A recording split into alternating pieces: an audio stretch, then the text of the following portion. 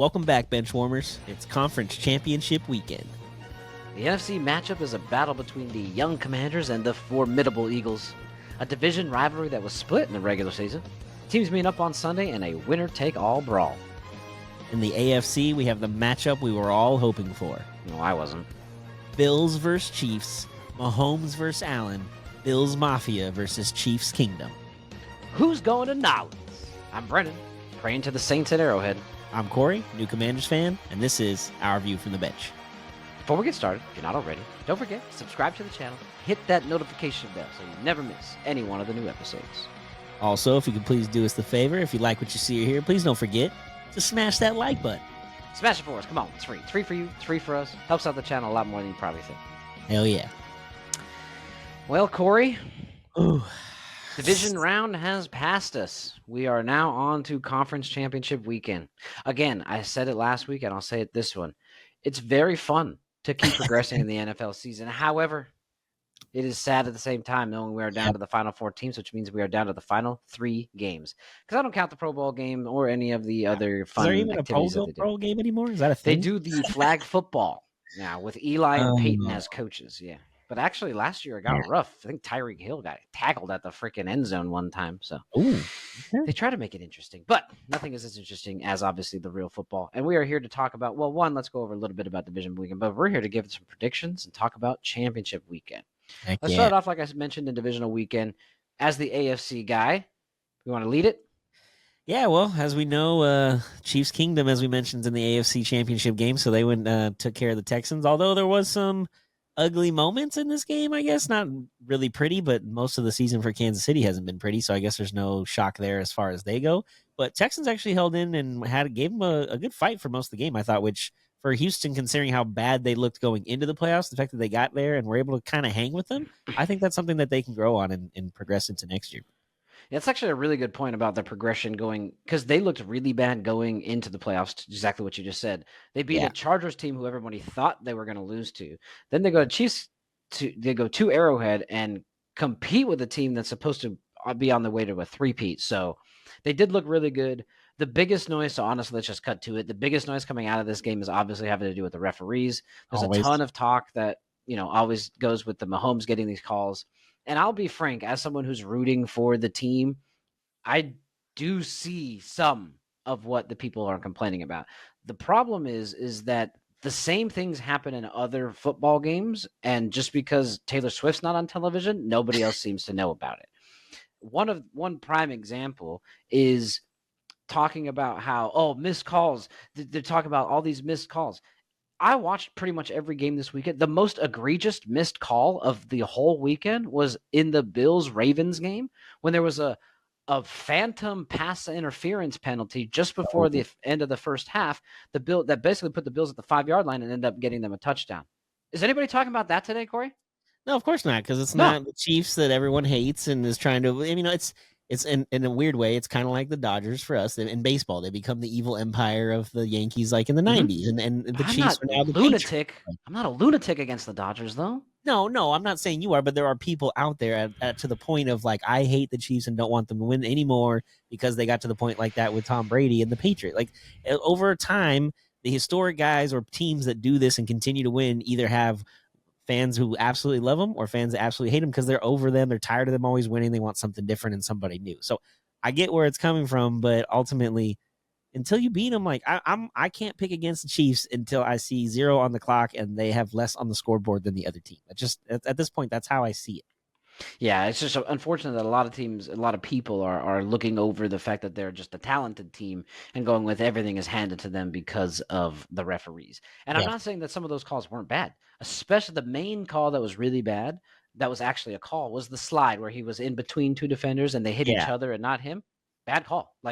But bad calls happen all the time in the NFL, and it's just not as scrutinized unless the guy's wearing red and has 15 on the back and talks like Kermit the Frog. That's the only time anybody seems to care. In fact, one of the penalties that people are talking about where Mahomes flops out of bounds. I don't know if you remember that replay. Yeah, everyone's like, "Look at that, he's just flopping." Yeah, and the refs didn't call a penalty. Yeah, so we're all still complaining about what now? Again, not every call is great. I will give it to them. The league, in my opinion, now Mahomes might have the most examples of abusing it, but I watched Josh Allen do it last year as well against the Steelers, and nobody's complaining about that, is the antics of, okay, well, I can't push them because then I'll get a flag, but if they're about out of bounds, do I push them out of bounds? Is that give them 15? Yeah. And everyone's like, oh, he's playing the game. He's baiting them into this stuff. Nobody talks about how Josh Allen last year against the Steelers in the wild card round, he breaks down the line for a long run. As the Steelers coming over to just kind of like push him out of bounds, he fakes to go out of bounds, stops, the guy runs by him, and he runs down for like 20 more yards. Yeah. No one talks about that anymore. Like, Nope, it's just, that was last I year. get that nothing's perfect, right? But let's just stop with the only reason why the Chiefs are here is because of penalties. It's not it. I looked it up in the middle of the season. They're middle of the pack. So. Yeah, but people don't like to look the actual numbers up. They just like, as they watch the games and they see it the way they see it of One or two they're getting times. more than that. That just, that's their bias of opinion, regardless of what number you give them that disproves it. You know what I mean? Like that. Yeah. They're just stuck in the point again. They hate the Chiefs. They don't want to see them win. So anytime they do anything positive, it just angers them and annoys them, which is kind of sad for those people because you're letting other people's stuff ruin your life, man. Like, get over it. Yeah, true. So let's move on then and not let it ruin our show. We got Commanders Lions was the night game that night. Actually, a great game. Went to Laffy's birthday. He had a bowling alley on Saturday night. It was kind of nice, pretty cool. They had the game on towards the second half. The only reason why I actually lost my parlay is because I decided, you know what would be a good idea? I don't like 6 items on my parlay. I like 7. Corey, do you want to know what the 7th thing I added to my parlay was? It was Lions money line is what it was, actually. Yeah. I think you were there because you bought off on every other thing that I picked, and every other thing that I picked was right, except the Lions decided to blow it. Again, I'm actually indifferent. Don't really care. Big Commanders fan now, kind of like what you talked about. But this was not how everyone saw it. No, and it was weird because I was working, but this concert I was working wasn't too busy, so I was able to have it on in the store. And I kept checking. Every time I came in, I was like, dang, they scored. Oh, it's Detroit scored. Oh, Washington scored. It was like, what is happening in this game? But to Perfect be honest for my parlay.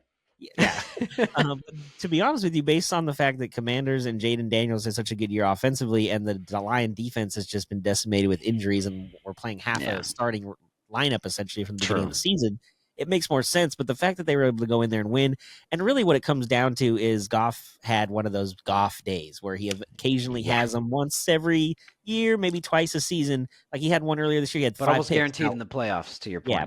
They had a game earlier this year. He had 5 picks. Luckily, they were still able to find a way to win.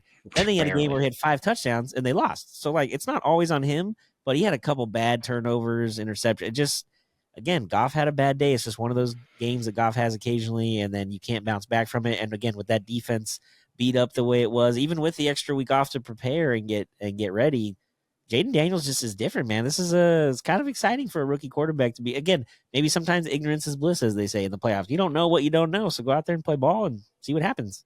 And Dan Quinn did coach a team to a Super Bowl. I know he blew it against Brady, but he did get it at the Atlanta Falcons to a Super Bowl. So we'll see what happens here in Washington. You know, a lot of people really actually also still, even though he wasn't the head coach, to your point, Dan Quinn was the head coach, they lump a lot of that Super Bowl on Shanahan. Putting up 28 points in the first half and not doing anything ever again is pretty egregious, if you ask me. Not running the ball. Yes, exactly. But I'm with you. I think Jaden's got that ice in his blood. I personally have a little bit of a side note as to what I think that is. He's my now second favorite player in the league, probably behind CJ Stroud. And honestly, it could be tied. It's just CJ's a local guy, so I'm going to give him the edge. Rancho, woo. But he is a huge fan and follower of Christ as well. Every single game he puts on his wrist, we'll put it up on the screen here. I'll find a picture of it. Puts something on his wrist. He draws a cross on his wrist. Every single game he gives props to Jesus. He's a huge Christ follower, so I'm all in on Jaden Daniels as well. So Heisman winner. Not a lot of times Heisman winners, they got that like, oh, he's really good in college and doesn't always pan out, and it seems to be sticking pretty immediately here. So props, great win, and happy to see them moving on. Yeah, I read an article too somewhere that he does some kind of virtual reality training with like glasses in the morning. It's like his first thing, and like it says it's a huge help in why he's gotten as good as he has so fast here as a rookie. So whatever he's doing, keep doing it. I hope they have some fun this weekend. Yeah, other teams should take note, maybe, huh? Yeah. Come on, Kyler. Instead of Call of Duty video game, why don't you play the virtual reality video game? Maybe we'll make the damn playoffs. It's not even a hard division. Okay, Moving on then to Sunday. We'll start again in the NFC. Obviously, they saved the big game for the night game. Eagles, Rams. This was really close. Laffy and I were having a discussion on Saturday night at the bowling alley about this. I was like, dude, I think the Rams can actually win this game. He's like, no, Eagles take this. It's going to be easy. And I was like, I don't think it's going to be easy. I really think the Yeah, Rams have a chance to win this game. In fact, I think they will. Obviously, I predicted that they would. They were about 14 yards from doing it because they didn't even need an extra point. I mean, they didn't even need to go for 2 to win. They just needed an extra point, and that would have been it. So they were really close. Matt Stafford couldn't push them over at the end there, but I'm starting to see what Sean McVay was thinking. Jared Goff, 3 turnovers. Matt Stafford, 0. Granted, they still he didn't had pull it one off. though, right? The fumble, at least. He had the fumble. Yeah, fumble. Okay, so let's go with just picks then, right? Because fumbles sometimes is like it's bad, right? But sometimes it's you just Stafford sack. is very smart with the ball. He doesn't force anything to then equate to a turnover. It's one of those, like you said, just a fluke thing where he's trying to get out of the pocket and somebody hits it out. Plus, if you look at that first half of that game when the game started, it was like beautiful day out. You can see nice grass football field. We get to the fourth quarter, there's a snow globe basically in that stadium. The one kick on the field goal on the replay, you couldn't even see it in the sky. It was so white and snowy. I mean, it was just a crazy game. But like you said, the Rams to have an opportunity and really like if it wasn't for that fumble by Kyren Williams and Matt Stafford late that they got the 2 field goals on, they could have won this game even handily in that fourth quarter. But just bad timely turnovers. Kyron's had that issue. Though I think most of the season he's had more fumbles this year, I think, than most people or most running backs, and he's also had the most touchdowns too. But still, they go hand in hand. Yeah. Got to be aggressive, and sometimes it goes against. It's like the touchdowns and interception kind of thing, Yeah. But yeah, so it was a decent game. Eagles pulled that one off, and then it really is all down to the night game. Corey, did you watch it? I did actually was able to get home and be able to watch it that afternoon. It was good, man. It's just exactly what I expected. Although I felt so bad for Mark Andrews. He had it was in his hand, but it just didn't look good. He had the fumble earlier. Lamar had 2 interceptions, I think, at least, and a fumble. I feel bad because Lamar had a really good game when you really think about it, except for the turnover. So it's not like he went out there and killed it, and then he literally drove down the field to tie that game and threw a okay pass. It wasn't great, but it could have been caught. It was 1,000% catchable. Yeah, it was for sure catchable. Not a great one, but it was catchable, and they could have tied it. So you can't really blame Lamar, but I know some people will do that because they see the L in his record in the playoffs. And he was mad, man. That post-game press conference, you could tell he really man, I feel bad for him. I feel bad for the Ravens. Yeah, you can tell that Lamar is progressing. From where he's come in the playoffs before. Nick Wright talks about it all the time, and I'll just use him as the reference here. Most of this is what he's kind of stated. He can't beat the Chiefs, he can't beat the Steelers, and he can't win in the playoffs. Well, he beat the Steelers this year, week 17. He then beat the Steelers in the playoffs, so that was pretty good. And all he had to do was really kind of get past another playoff top-tier team here, and he had a really, really bad first half. So what I'll give him is credit for the second half, because not only did he not hang his head and just see, this is what happens, we lost again. He, to your point, basically almost got his team completely back into it in that second half. So he's close. He's really getting there. I feel like he's turning the corner. But to have your worst game of the season, and Nick Wright says it all the time, the least amount of points you've scored all season be your last game of the season is never. That's where people are going to start being like, gosh, Last point of that, he makes a huge comparison to Peyton Manning. Peyton Manning wasn't that great in the playoffs. Peyton Manning's arguably one of the greatest all-time regular season quarterbacks ever. But he's just barely above 500 in the playoffs. Back then, him and Kershaw were kind of the same thing. Yeah, no, that's a good point. So it's not like we're not even saying Lamar's bad, right? We're just saying like Peyton Manning's a Hall of Famer. He's a first ballot Hall of Famer. He'll be remembered as one of the greatest quarterbacks of all time. But in the playoffs, he was about average. He was just average, So, and that's kind of what Lamar is. I'm hoping he can turn it around. I like the Ravens. I got nothing against the Ravens, but just wasn't this year. And what do you think about that Mark Andrews thing? Let me ask you this question, kind of add to this. A lot of people are like, well, gosh, they would have tied the game. They would have gone to overtime. Did people forget that there was still a minute and a half left and the Bills had 2 timeouts? And by the way, they have some guy named Josh Allen who could just drive on the field for a game-winning field goal. So granted, it would have extended the game. But let's not pretend that it's all on Mark Andrews, to your point, or Lamar on that one play. Yeah, absolutely. Yeah, like you said, if they could have tied it and still give Josh that amount of time, and they only need a field goal, then easily 2 timeouts. They still could have won the game, no problem. But the fact that you didn't get the opportunity to give your defense to go out there and take a chance at maybe stopping them, giving you the ball back, or at least being able to force overtime. That just eats you up. And again, you make mistakes throughout the game, so it's not just the last play that you can look at, but that's obviously the one we're all going to focus on, as it literally would have tied it and basically given them an opportunity to possibly continue to play. But it is what it is. And Mark Andrews took it like a champ. He didn't like make a big deal. He's mad about it. Sucks. And then of course Bills Mafia doing what they do. I Doing think their they thing. donated a bunch of money to some charity he's a part of. So, Bills Mafia always does right by the other team somehow or some way. So even though they won and they get to move on and the Ravens lost, Mark Andrews gets something out of it and kind of gets, some kind of praise, at least from the Bills Mafia fan. A thank you, not in the way he wants, but still thank you. Everyone always talks about this thing. That's what they do. I don't see it as nice as everyone else sees it. I don't know why everyone sees it. To me, it's a giant slap in the face. It's like, ha, bitch. Thanks a lot. The ones that I like that they do are like one time I think Andy somebody Dalton. beat another team. So that way that's fine. Okay, hey, thank you for beating that team. But get the fuck out of our way. Get the fuck out of I'm just like, to me, that's like a slap in the face. I don't know why everyone thinks it's so fucking nice just because they're giving money away. I can see what you're saying, but the reason the fans were doing it is because Mark Andrews was getting death threats from Ravens fans. And then buy him guns. Don't buy him charity. He needs help then. Buy him security. You know what I mean? Yeah, well, I don't know if you should do a GoFundMe for I see your point. buying guns for NFL players, but yeah, I guess one way to go about it, I guess. So anyways, but whatever. Last point that I'll say, because you were talking about this and I saw the stat, I just kind of have to bring it up. Relying on this Ravens defense. Everybody talks about the Ravens defense. Oh, this Ravens defense is the culture. Since Lamar has been on the team, I think it was 2018 in the playoffs, all time. So this is bad on Lamar, but also this is kind of a little bit knock on the defense. 16 giveaways, 3 takeaways, 3. So yeah, Lamar's doing. What are you guys doing? What are you guys doing? It's 7 games, you have 3 takeaways. 8 games, you have 3 takeaways. Like, play defense. So anyway, this is everybody's fault. Damn it. Now that we're gonna have to bank on the Chiefs. Yeah, moving on. We talked a lot about the previous games, but there was a lot to talk about. So let's quickly get into the predictions here. We'll start with the both on Sunday this week. Obviously, we're down to the last 2 games. We'll start with the Commanders-Eagles, the morning game or noon game our time, afternoon for everybody else. I think this is going to be a great game, especially because they are division rivals, bro. Yep. So that's what makes it, as much as it'd be like lame for everybody else in the NFC, because it's just coming down to the NFC East, which, by the way, where the hell is that NFC North that was so good? Yeah. Where'd they go? Jeez, they were gone quick. So fast. They were dismantled fairly quickly. So this is going to be good. What do you see?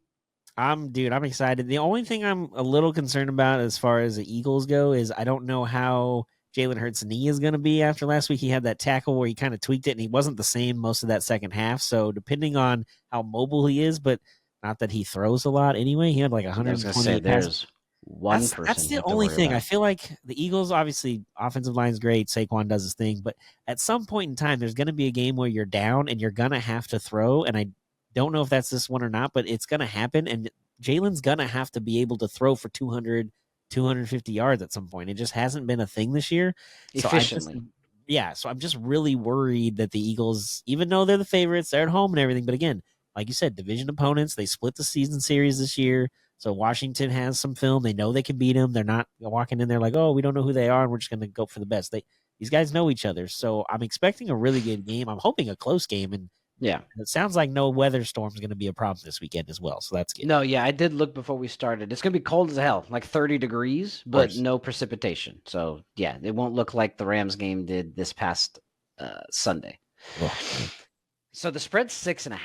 You think it's closer than that? You think Commanders cover? Philly 6.5. You think Commanders cover? We'll get to the points in a moment.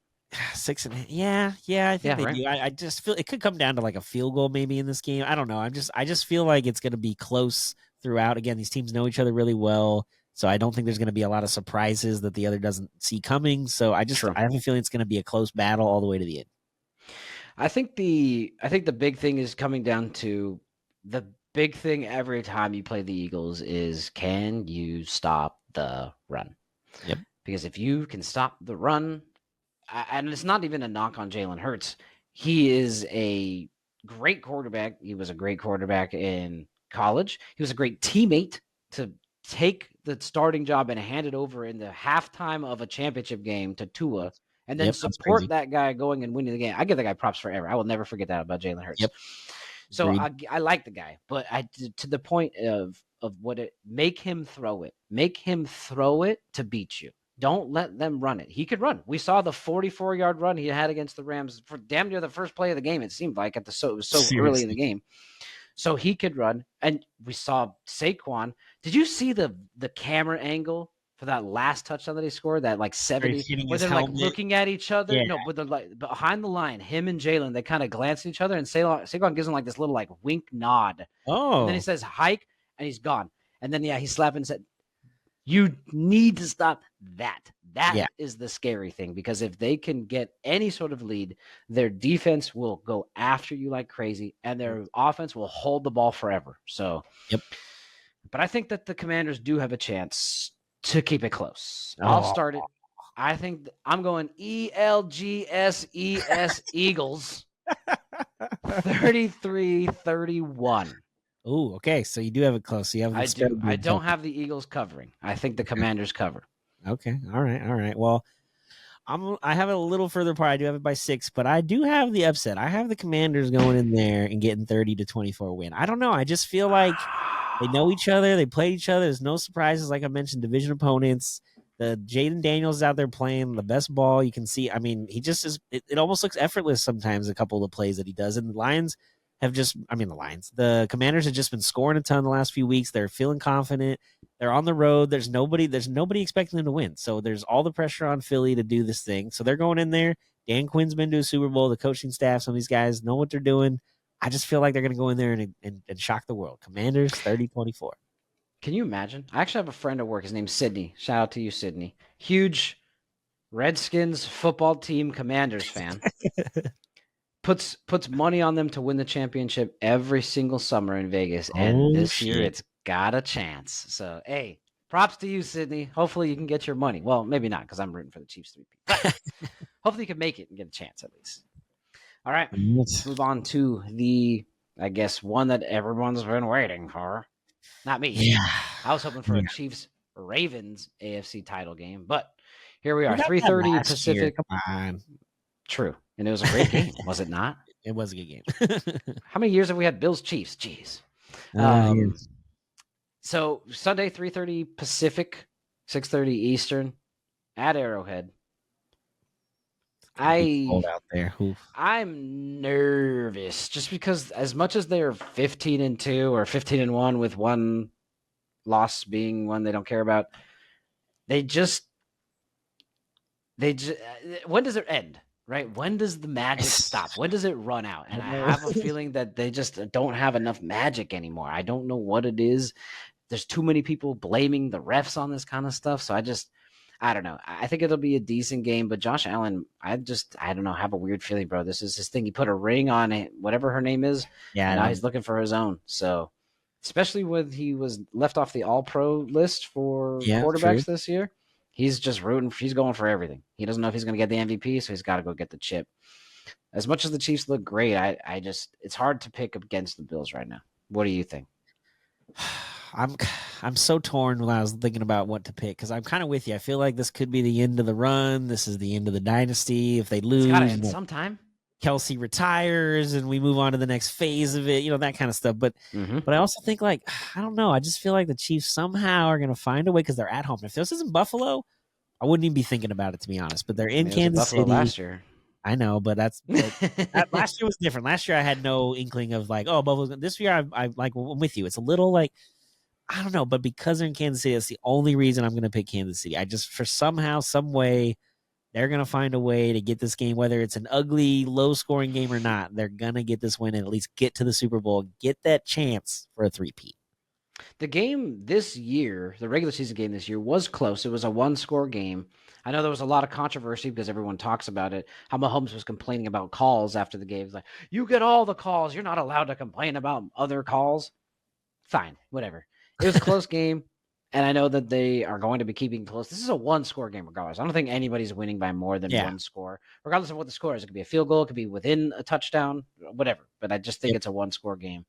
And I think the Bills have enough magic this year, unfortunately. I literally am I'm not rooting for it, but I'm picking my nightmare Super Bowl. of what's left. Because I'm rooting for a Chiefs Commanders Super Bowl, but I have a crazy feeling that it's going to be Eagles Bills. I'm taking Bills 27-20. Oh wow. Chiefs are going to have a Okay. chance at the end, and they're not going to get it. Okay. All right. Well, I kind of I'm very similar, but I'm the other way around. I got the Chiefs 27-23. I feel like Okay. what's going to happen is 23-20 Bills. Chiefs are going to come down at the end and try to get a field goal to tie, but somehow they're going to break one and get a touchdown. There's going to be no time on the clock, and Allen's not going to have a chance to rebuttal. So that's where I'm going. 27-23 Chiefs. Okay. So I have the Chiefs. Neither of us have the Chiefs. Oh, yeah, you have the Chiefs covering. I have the Chiefs not covering because I have them losing because the match got to end. I can't be happy all the time. You know what I Hey, mean? the good thing is we didn't pick the same game, the same teams, and the same score this time. True. Very close. I mean, there's but only we 2 didn't pick the games. same. Yeah. I know, right? 2 out of 2. So you have the ideal Super Bowl matchup in mind, and I have the opposite. Yep. All right. Well, it's going to be if my Super Bowl comes to fruition, there's going to be a lot of red in the Super Bowl. I'm down. Go red teams. Cool. Well, let us know down in the comments below who you got in the Super Bowl this week. Who you got in the Super Bowl this year, who you have winning this week. Will the Chiefs continue to write history, or does Josh Allen and the Bills finally take them down and get an opportunity to face somebody else in a Super Bowl and get that ring? As Brendan mentioned, he put a ring on it. Now he's trying to get his own. But let us know on Twitter, Instagram at RVUFTB who you guys got, what do you think, who's going to be not only going to win the Super Bowl if you have an option, but who do you think is going to win MVP when we get there? I know we're ways away, but hey, wait. Go Chiefs. Appreciate everybody stopping by. Thank you as always for saying things from RV from the bench. I'm Brendan. I'm Corey. Like we always say, enjoy the sports until we talk again. Peace. Chiefs Kingdom. Come on.